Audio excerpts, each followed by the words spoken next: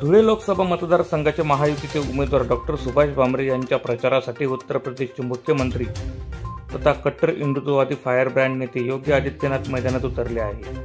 भामरे यांच्या प्रचारार्थ योगी आदित्यनाथ यांची 18 मे रोजी मालेगावातील कॉलेज ग्राउंड येथे सकाळी 10 वाजता सभा आयोजित करण्यात आली आहे। आपल्या सभेच्या माध्यमातून योगी मालेगावकरांना संबोधित करणार आहे। नेमकं योगी आदित्यनाथ मालेगावात काय बोलणार याकडे सर्वांचेच लक्ष लागून आहे।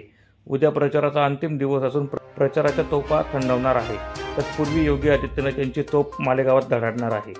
योगी यांच्या सभेला भाजपा प्रदेशाध्यक्ष चंद्रशेखर बावनकुळे, मंत्री गिरीश महाजन, पक्ष निरीक्षक खासदार अजित गोपचडे, आमदार जयकुमार रावल, आमदार दिलीप बोरसे, माजी आमदार राजवर्धन कदमबांडे, जिल्हा परिषद अध्यक्षा धरती देवरे, डॉक्टर तुषार शेवाळे यांच्यासह महायुतीचे पदाधिकारी मोठ्या संख्येने उपस्थित राहणार आहे।